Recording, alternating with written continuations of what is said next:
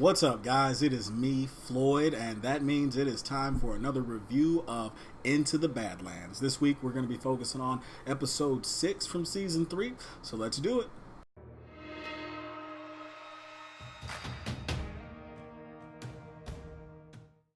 So, per the new norm, we're going to be talking fights, story, and my final thoughts.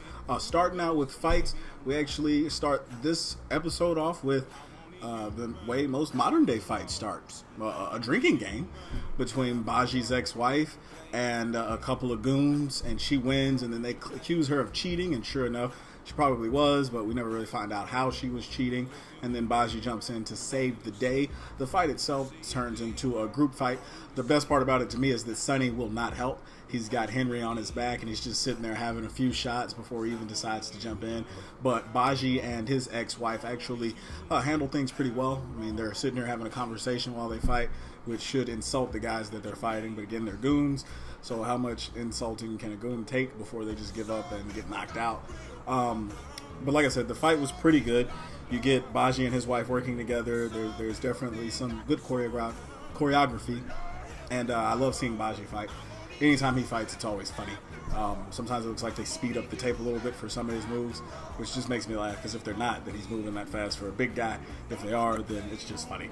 They probably have to speed it up if I was doing it myself, so I'm not trying to judge. It's just funny, and it's one of the little quirks that make me like the show. But again, I love seeing Baji fight just because he usually has some of the coolest moves, even though they're not super extravagant. They're good hand-to-hand combat moves, and him and his wife, even though they seem to be at each other's throats most of the time, they seem to work together pretty well. And then when Sonny jumps in and actually starts helping, the fight just gets that much better. It also ends a little bit faster. Then they go running away, trying to escape, and a little bit more fighting happens in the nice little market area that they're in, which is pretty cool to see the world being built so much more throughout the seasons, seeing that people do still have jobs outside of being in the Badlands and doing what they do, picking cotton or whatever it is they pick in the poppy fields. But it's cool to see that there is life outside of the Badlands that's not all slavery and beating and whorehouses or whatnot.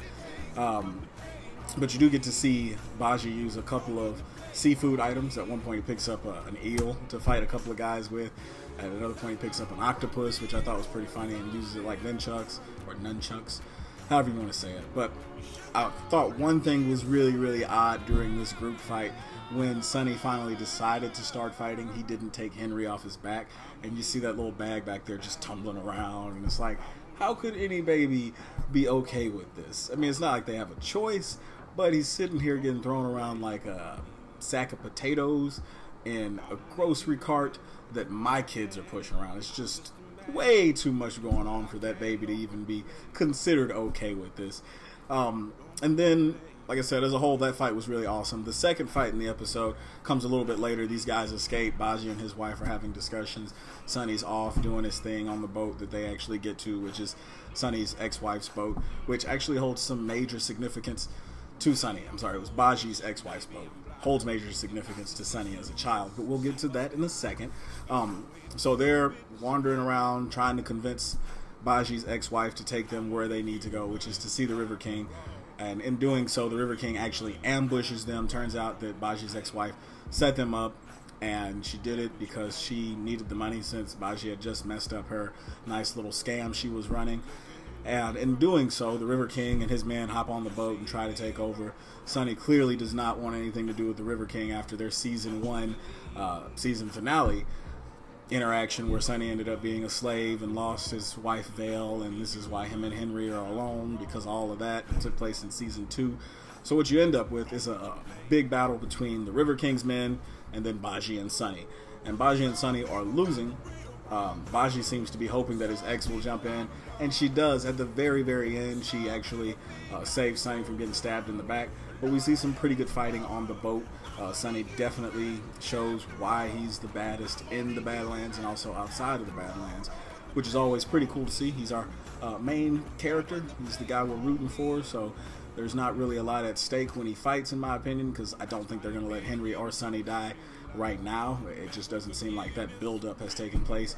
And if he was going to die, it would be in a fight with MK in some dramatic fashion where MK didn't want to do it and did it, or I don't know. But right now, it just doesn't seem like there's a lot of weight behind any of Sonny's fights in the sense that he's going to lose. And if he does lose, he's just going to get locked up for a while, break out in some fantastic fashion, which I don't mind seeing. Sonny, again, is one of the best fighters on the show. And I love seeing him fight just like I love seeing Baji fight. So to have those two together always makes it a lot easier to watch. But those were the two fights we got. Definitely some great fights. Both happened, I believe, kind of early in the episode. And then you get into the story. Now, this episode is packed with a lot of nice little nuggets that I wasn't expecting. Starting out with the fact that the lady at the beginning of the episode doing the scamming is Baji's ex-wife. So there's some more backstory for Baji. We come to find out he was married.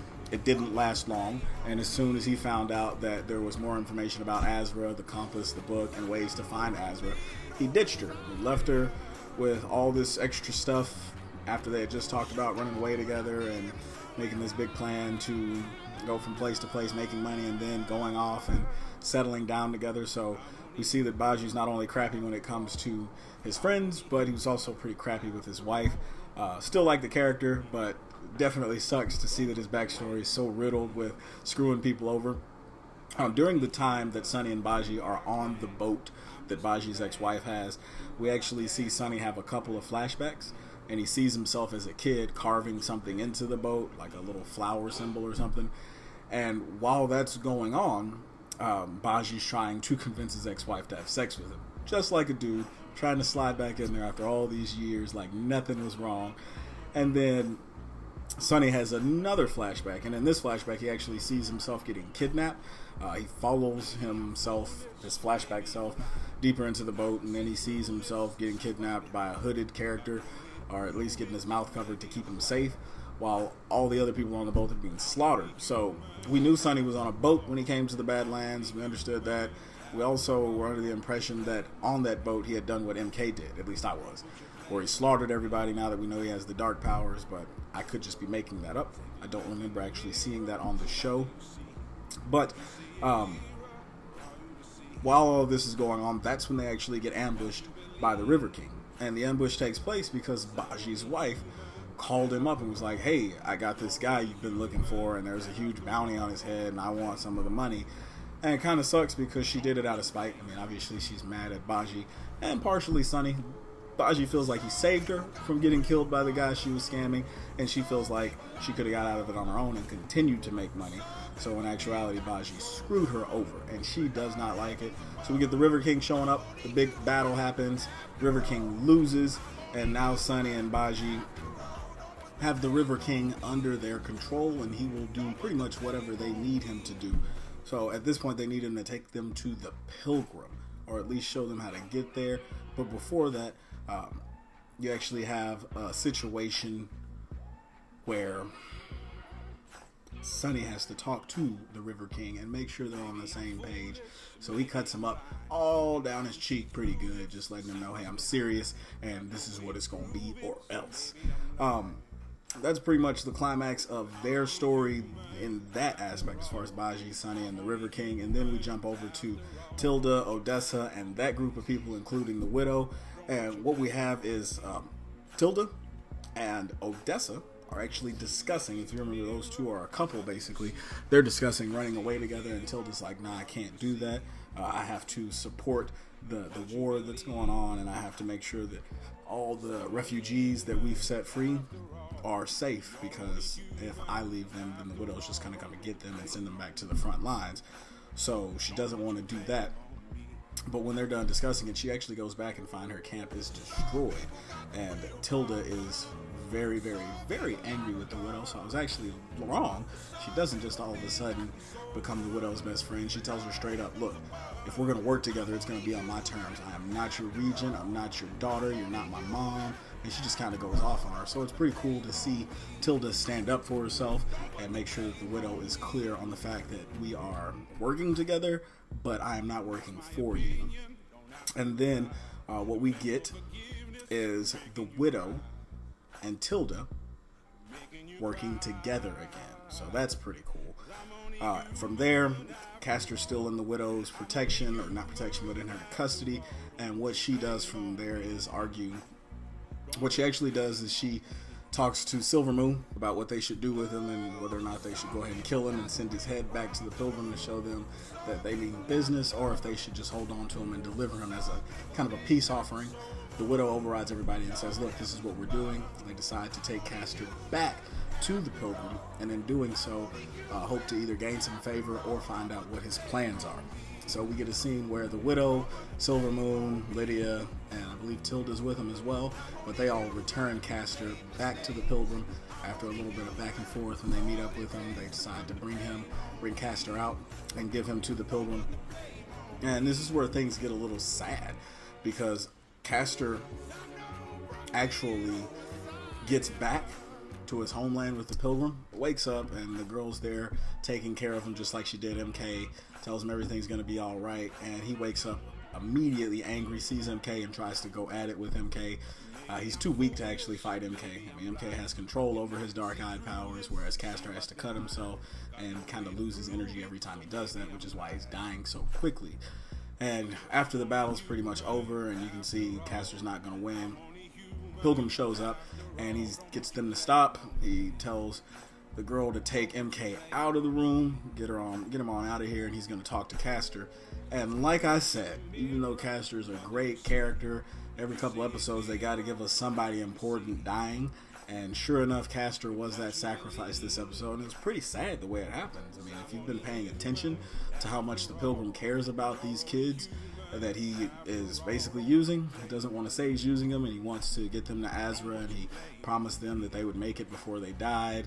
And sure enough, he grabs Castor, and I thought he was going to suffocate him, but then you notice he's not covering up his nose, so I'm like, okay, well, what are you doing? He's stopping him from screaming so the girl couldn't hear.